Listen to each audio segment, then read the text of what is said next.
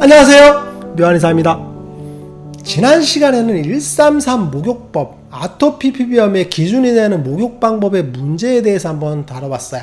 우리가 흔히 아토피 피부염 있는 분들은 상식적으로 생각하는 목욕법이 133 목욕법이 있거든요. 그게 왜 문제가 되는지에 대해서 한번 알아봤는데, 오늘 이 시간에는 133 목욕법 뿐만 아니라 우리가 흔히 좋다라고 알고 있는 목욕법에 대해서도 한번 알아볼 거예요. 그리고 워스트 목욕법 3가지를 선정해 드릴 겁니다.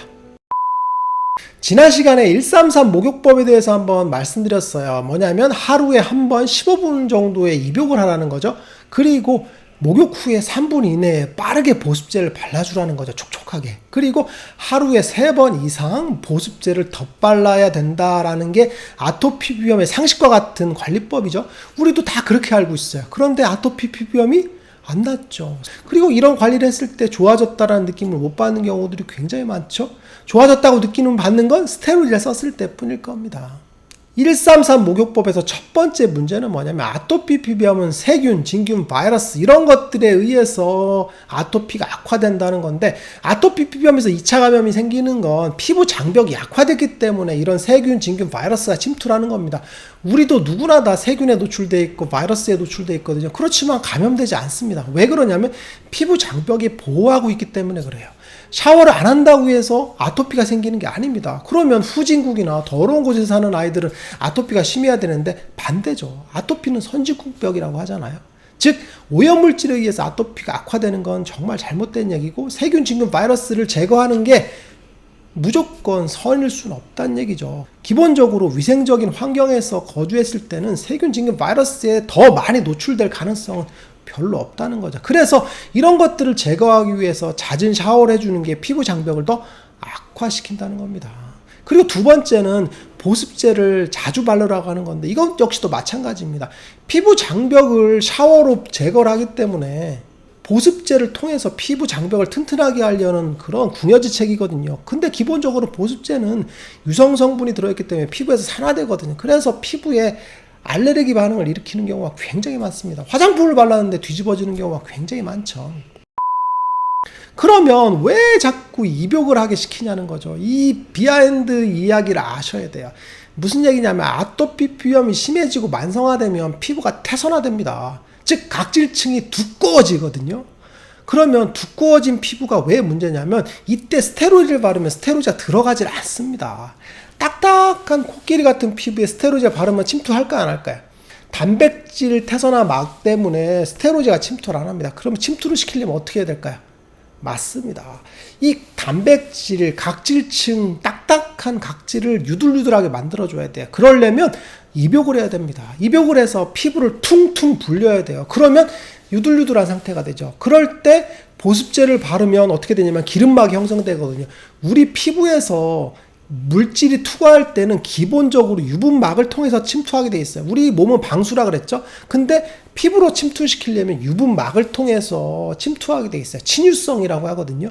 그래서 침투하게 되는데, 보습제를 쭉 바른 다음에 그 위에 스테로이드를 쭉 바르게 되면 스테로이드가 침투를 할 수가 있습니다. 그래서 기본적으로 아토피가 굉장히 극심한 경우에는 밀폐요법을 실시하게 됩니다. 무슨 얘기냐면 입욕을 해서 목욕을 통해서 피부를 퉁퉁 불립니다. 그 상태에서 나온 상태에서 스테로이드와 보습제를 바르게 되거든요. 그 상태에서 랩핑을 해버립니다. 랩으로 감아버려요. 그럼 어떻게 되냐면 증발량이 적게 되면서 이 안에서 스테로이드가 고밀도로 침투를 하게 됩니다. 그게 밀폐요법이거든요. 그래서 아토피 피부염이 심각한 경우에는 밀폐요법을 단기간 실시하게 되는데, 똑같습니다. 우리가 입욕을 통해서 피부 각질을 불리고, 그리고 그 위에 보습제를 바르는 건 그 위에 스테로이드를 바르기 위한 준비 과정을 시거든요. 기본적으로 양방에서 아토피 피부염을 치료할 때 스테로이드를 쓰라고 하잖아요. 보습제만 쓰라고 하나요? 안 그렇습니다. 스테로이드를 쓰라고 하죠.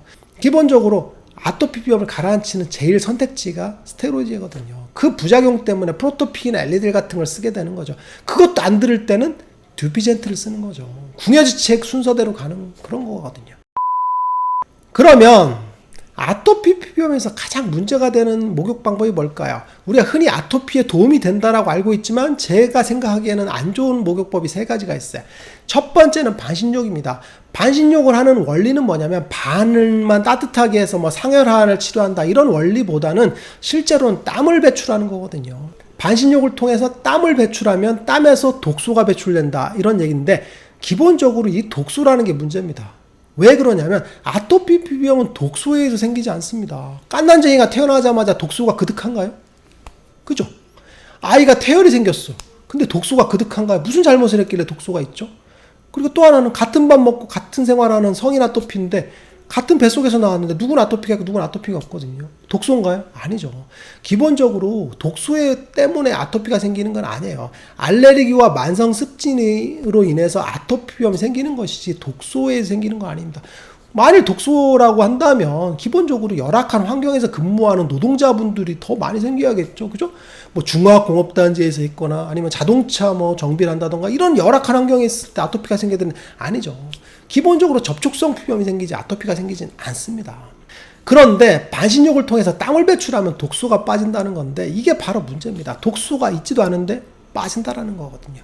기본적으로 반신욕을 했을 때 땀이 나게 되면 피부에서 열발산이 되거든요. 그럴 때 단기간에 아토피 피부염이나 이런 만성 습진이 좋아지는 경우도 있어요. 하지만 반신욕을 지속적으로 했을 때 두 가지 문제가 돼요. 첫 번째는 체력이 떨어집니다. 반신욕을 하루에 뭐 2번, 3번 이렇게 해야 되고 혹은 매일 해야 되거든요. 너무 힘들어요. 체력적으로 떨어지게 되죠. 그리고 두 번째는 반신욕을 했을 때 피부 장벽이 물에 오랫동안 노출되기 때문에 불어요. 그럴 때 피부 장벽이 약화되거든요. 그럼으로써 생기는 문제들이 있죠. 입욕도 안 좋다고 했는데 반신욕을 더 하게 되면 문제가 있겠죠. 그래서 피부 장벽이 약화되는 그런 문제들, 그로 인해서 2차 감염이 되거든요. 그래서 반신욕을 오래 했을 때 2차 감염이 되는 경우가 굉장히 많습니다. 특히나 소아토피 같은 경우에 반신욕을 오래 했을 경우 피부 장벽 약화로 인해서 세균 감염이 되는 경우가 굉장히 흔합니다. 그래서 반신욕이 무조건 좋다라고 맹신하기는 문제가 있다는 얘기죠. 그리고 두 번째는 입욕제를 사용하는 목욕법입니다.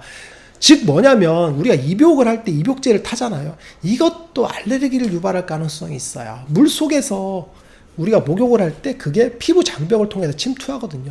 그래서 이 물질들이 작은 분말 형태로 되어 있기 때문에 미세하거든요. 이럴 때 이게 알레르기 반응을 미세하게 유발시켜 주지. 그래서 저 같은 경우 입욕제를 사용하는 목욕을 그렇게 권장하지 않습니다. 단지 권장하는 목욕법은 세균 감염이 됐을 때 포비돈 요오드를 이용해서 목욕을 하는 그 정도, 그건 알레르기 반응을 유발하진 않거든요. 그리고 세균 감염에 대해서 어느 정도의 예방 효과가 있어요. 그래서 권장할 수 있는 목욕법이라고 보시면 돼요.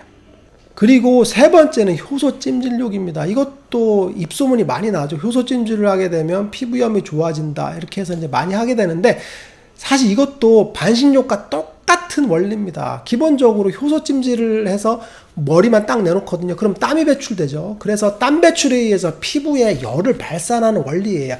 사실 반신욕과 똑같은 원리입니다. 피부에서 땀을 배출하기 때문에 열 발산이 되는 거죠. 독소 배출이 아니거든요. 그런데 그럼 효소 찜질이 왜 반신욕보다 더 낫냐면 아까 얘기했던 것처럼 효소 찜질은 물과 직접적으로 접촉을 하네요. 건식 반신욕이라고 보시면 돼요. 그러니까 어떻게 되겠어요? 맞습니다. 피부 장벽이 물에 불질 않거든요. 그래서 피부 장벽이 망가지지는 않아요. 그래서 반신욕보다 효소 찜질이 부작용은 덜합니다. 하지만 발안에 의해서 피부 자체가 많이 땀을 흘리게 되면 기운이 떨어지게 돼요. 그래서 체력적으로 많이 저하되는 그런 문제들이 생기겠죠. 그리고 땀을 많이 흘리는 과정에서 열이 쭉 발산이 되는데 잔여열들이 남는 경우가 있어요. 열 발산이 다 되는 게 아니거든요. 그럴 때 그 열에 의해서 피부염 자체가 악화되는 문제들이 발생을 합니다. 그래서 효소 찜질욕이나 이런 것들을 하다가 갑자기 확 악화되는 경우가 굉장히 많습니다. 급격하게 악화되는 경우가 많아요. 그리고 2차 감염이 되는 경우도 굉장히 많습니다. 그래서 아토피 피부염에서 권장되는 목욕 방법 같은 경우는 5분 이내에 짧은 샤워를 권장하는 그런 방법이에요. 그리고 보습제 사용도 좀 줄이는 그런 목욕 방법을 권장한다라고 보시면 될 것 같아요.